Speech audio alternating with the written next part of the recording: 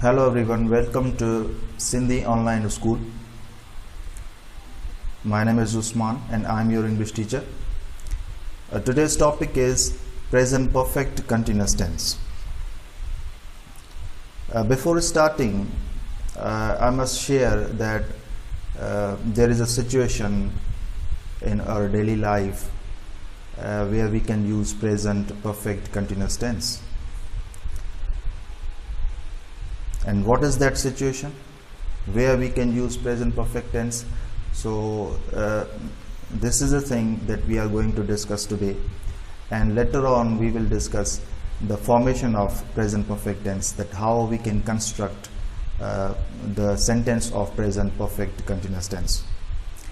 Present perfect continuous tense अॼु जो असांजो मौज़ू आहे, टॉपिक आहे. असां प्रेजेंट परफेक्ट कंटिन्यूस टेंस जे बारे में पढ़ंदासीं त प्रेजेंट परफेक्ट कंटिन्यूस टेंस जेको आहे उहो कहिड़े सूरत हाल में, कहिड़ी कंडीशन में, कहिड़ी सिचुएशन में इस्तेमालु थींदो आहे. ऐं उन खां पोइ असां उन जे बारे में पढ़ंदासीं त प्रेजेंट परफेक्ट कंटिन्यूस टेंस जेको आहे उन जी जेका वर्ब फॉर्मेशन आहे, यानी उन जो जेको सेंटेंस स्ट्रक्चर आहे, कहिड़ा लफ़्ज़ मिली करे कहिड़े तरीक़े सां लफ़्ज़ मिलनि था ऐं उन जो जुमिलो ठहे थो, इहो अॼु असां डिस्कस कंदासीं. So let's start. Present perfect continuous tense जो यूसेज आहे, the present perfect continuous tense is used for an action started in the past leading up to the present.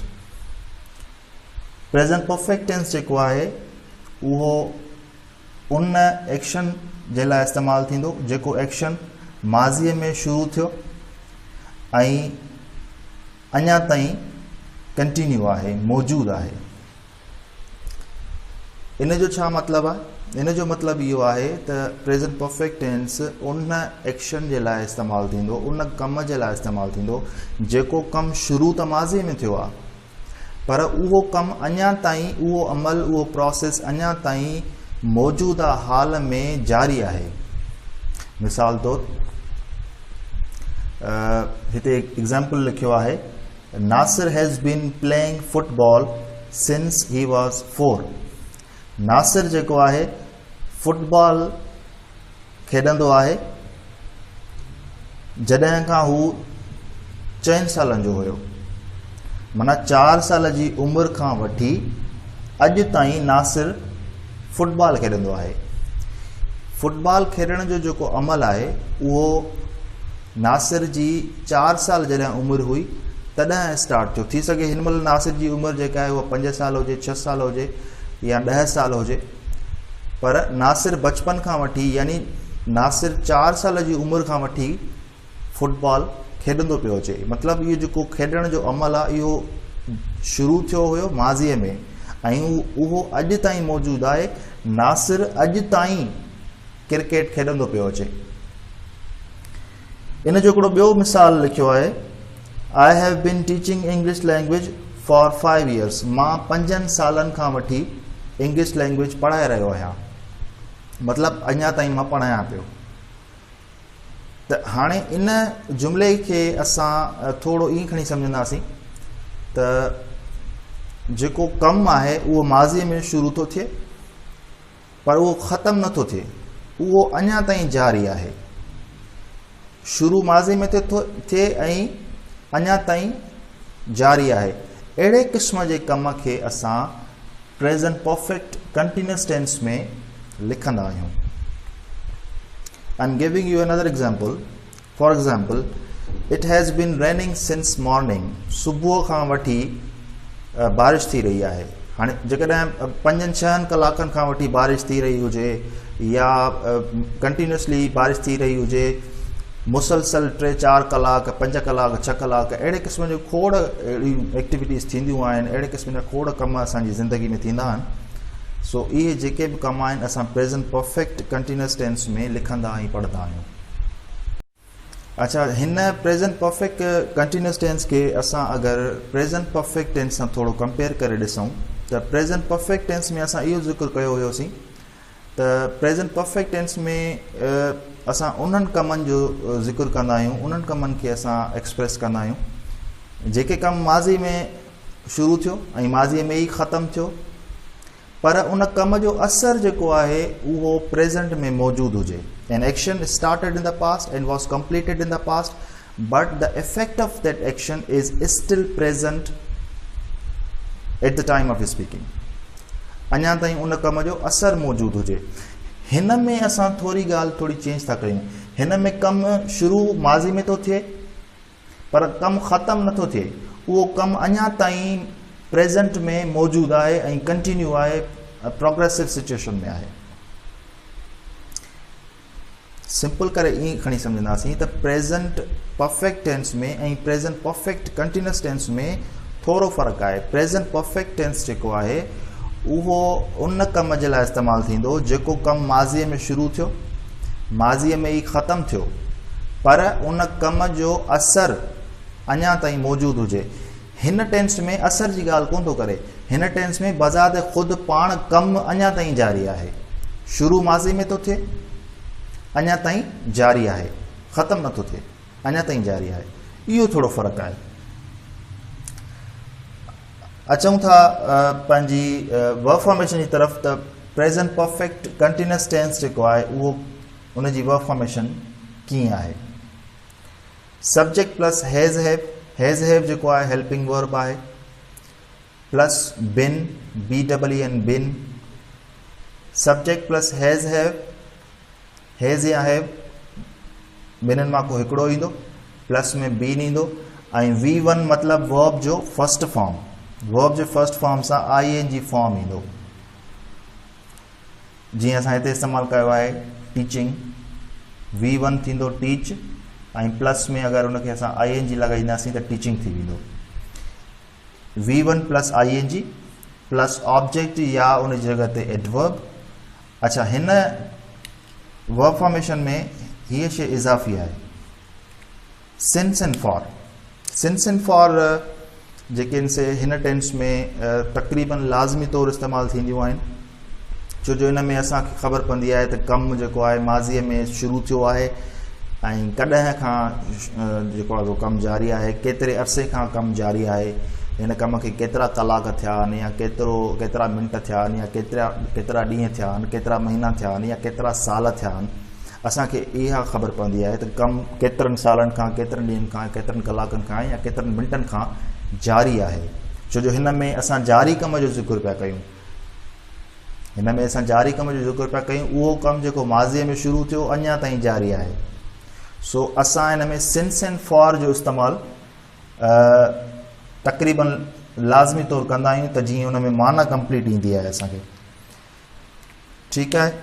हिन जो जेको सेंटेंस मां लिखियो आहे, Amna has been waiting here since morning. Amna हिते सुबुह खां वठी इंतज़ारु करे रही आहे। हाणे ॾिसो, हीउ जेको जुमिलो आहे, आमना सुबुह खां वठी हिते इंतज़ारु करे रही आहे, हीउ जेको इंतज़ारु करण जो जेको अमल आहे इहो सुबुह खां वठी जारी आहे। हाणे हिन महिल जेको आहे राति थी वई आहे, आमना इंतज़ारु कयो सुबुह खां वठी राति ताईं, मतिलबु अञा ताईं जारी आहे। इन जो मतिलबु आहे त over the period of time जेको आहे, लेंथ ऑफ टाइम जो ज़िक्र कयो आहे त सॼो ॾींहुं आमना जेको आहे इंतज़ारु कयो आहे। जीअं हिन जुमिले में आहे त Amna has been waiting here since morning. Amna सुबुह खां वठी हिते इंतज़ारु करे रही आहे।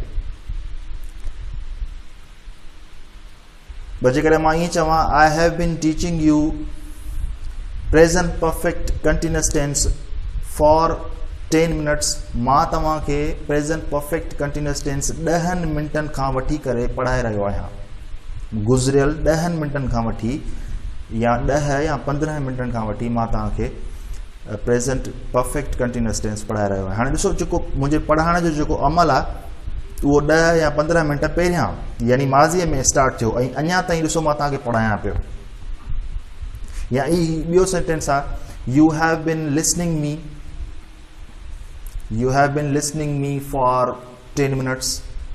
तव्हां मूंखे 10 खां 15 मिंटनि खां वठी करे, गुज़िरियल 10-15 मिंटनि खां वठी तव्हां मूंखे ॿुधी रहिया आहियो, त हाणे ॾिसो तव्हां जेको ॿुधण जो जेको ॾिसण ऐं ॿुधण जो जेको अमल आहे इहो 10-15 मिंट पहिरियां यानी माज़ीअ में शुरू कयो ऐं अञा ताईं तव्हां मूंखे ॾिसो पिया ऐं ॿुधो पिया। त अहिड़े क़िस्म जूं खोड़ ॻाल्हियूं आहिनि जेके अहिड़े क़िस्म जा खोड़ कम आहिनि जेके असां प्रेज़ेंट परफेक्ट कंटिन्यूअस टेंस में लिखंदा आहियूं ऐं पढ़ंदा आहियूं। सिंपल आहे, सफ़ा आसान आहे, सिर्फ़ु असांखे इहो सम्झणो आहे त हिन जी वर्ब फॉर्मेशन छा आहे ऐं ही टेंस किथे इस्तेमालु थी वेंदो आहे, इन जी सिचुएशन ज़हन में रखणी आहे, सम्झी करे इस्तेमालु कंदासीं। ग्रामर पढ़ण सां असांखे हिकु त फॉर्मेशन जी ख़बर थी पवे, ॿियो उन जे यूज़ेज जी ख़बर थी पए। असां सिंपली हिन जी वर्ब फॉर्मेशन यादि करे मेमोराइज़ करे छॾियूं त इन सां असांजो मसइलो हल नथो थिए, छो जो इंग्लिश लैंग्वेज जेका आहे उहा मेमोराइज़ेशन सां न ईंदी आहे, बल्कि उनखे काफ़ी सम्झणो पवंदो आहे ऐं पोइ सम्झी करे इस्तेमालु करिणो पवंदो आहे, सम्झी करे लिखणो पवंदो आहे। सो असांखे हाणे सिंस एंड फॉर खे सम्झणो आहे त सिंस ऐं फॉर जेके आहे किथे इस्तेमालु थींदो आहे। जीअं मां हिते इस्तेमालु कयो आहे Nasir has been playing football since he was 4। Nasir जेको आहे फुटबॉल खेॾंदो पियो अचे जॾहिं खां हू 4 साल जो हुयो। हाणे ॾिसो हिते मां सिंस इस्तेमालु कयो आहे, हेठि जुमिले में मां फॉर इस्तेमालु कयो आहे, I have been teaching English for 5 years। हाणे हिते मूं फॉर इस्तेमालु कयो आहे, हिते मूं सिंस इस्तेमालु कयो आहे ऐं हिते बि वरी मां सिंस इस्तेमालु कयो आहे। सो ईअं छो, सभिनी में मां साॻियो छो न इस्तेमालु कयो आहे, यानी सभिनी में सिंस इस्तेमालु कयां हा या वरी सभिनी में फॉर इस्तेमालु कयां हा, ईअं मां छो न कयो आहे। इन जी हिकिड़ी वजह इहा आहे असांखे इहो सम्झणो पवंदो त सिंस असां किथे इस्तेमालु कंदा आहियूं ऐं फॉर असां किथे इस्तेमालु कंदा आहियूं। सिंस असां इस्तेमालु कंदा आहियूं स्टार्टिंग पॉइंट ऑफ टाइम या बिगिनिंग पॉइंट ऑफ टाइम, ऐं फॉर इस्तेमालु कंदा आहियूं लेंथ ऑफ टाइम या पीरियड ऑफ टाइम। इन जो मतिलबु इहो आहे त सिंस जेको आहे स्टार्टिंग पॉइंट ऑफ टाइम, जंहिंमें डायरेक्टली असां वक़्तु ॿुधाईंदा हुजूं, since morning, since yesterday, since 10 AM, since 10 PM, since last year, since February, since August, since 2020, since 1818, since 15th century। मतलब डायरेक्टली असां उन वक़्त जो स्टार्टिंग पॉइंट यानी बाक़ाइदे उन जी पॉइंट जी निशानदेही कयूं, उन वक़्त जो नालो मेंशन कयूं त असां उते सिंस लिखंदासीं। पर जेकॾहिं असां लेंथ ऑफ टाइम जी ॻाल्हि था कयूं, अरसे जी ॻाल्हि था कयूं, उन अरसे में असां इहो कोन था ॿुधायूं स्टार्टिंग पॉइंट कहिड़ी आहे। मिसाल मां चवां त मां तव्हांखे 15 मिंटनि खां वठी पढ़ाए रहियो आहियां। हाणे ॾिसो 15 मिंट कहिड़ा, सुबुह जा, मंझंदि जा, राति जा, कहिड़ा 15 मिंट? हिते त हर कलाक खां पोइ 15 मिंट था अचनि, हिते त कलाक में अलाए केतिरा 15 मिंट था थियनि। त चवण जो मक़सदु इहो आहे त हिते मूं 15 मिंटनि जो ज़िक्र न कयो आहे त कहिड़ा 15 मिंट। ऐं जेकॾहिं हिते ॾिसो सिंस आहे त सिंस असां इस्तेमालु कयो आहे मॉर्निंग सां, हिते स्टार्टिंग पॉइंट असांखे मिलियल आहे, डायरेक्ट टाइम जो ज़िक्र आहे, लेंथ ऑफ टाइम नथो ॿुधाए। हिते जेको असां जेको लिखियो आहे I have been teaching English for 5 years, हिते मां लेंथ ऑफ टाइम जो ज़िक्र कयो आहे, फॉर 5 years, 5 सालनि खां वठी। हिते मां सिंस इस्तेमालु इन करे न कयो आहे छो जो हिन में मूंखे इहो न आहे ॿुधायल त कहिड़ा 5 साल, सिंस 5 year, 5 साल उहे कहिड़ा, इहो ज़िक्र न आहे। पर जेकॾहिं हिते ईअं हुजे हा I have been teaching English language since 2015, 2015 हिनमहिल 2020 पियो हले त 2015 में मां स्टार्ट कयो पढ़ाइणु।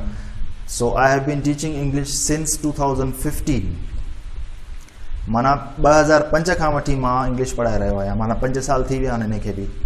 त अहिड़े हवाले सां मां ॾिसो उते ज़िक्र कयो आहे सिंस 2015, माना साल जो मां उते बाक़ाइदे वज़ाहत कई आहे, उन जो मां नालो मेंशन कयो आहे वक़्त जो। ऐं हिते मां उन 5 सालनि जो ज़िक्र न कयो आहे, टाइम जो ज़िक्र न कयो आहे, हिते मां सिर्फ़ु ऐं सिर्फ़ु लेंथ ऑफ टाइम जो ज़िक्र कयो आहे। इहो न ॿुधायो आहे त 5 साल उहो कहिड़ा हुआ। सो जॾहिं बि असां लेंथ ऑफ टाइम या पीरियड ऑफ टाइम ॿुधाईंदा आहियूं त फॉर इस्तेमालु कंदा आहियूं, जॾहिं असां पॉइंट ऑफ टाइम जो ज़िक्र कंदा आहियूं त असां सिंस इस्तेमालु कंदा आहियूं। So this was present perfect continuous tense. Hope you enjoyed the lecture and I hope that you are working well and I would suggest you to go through all the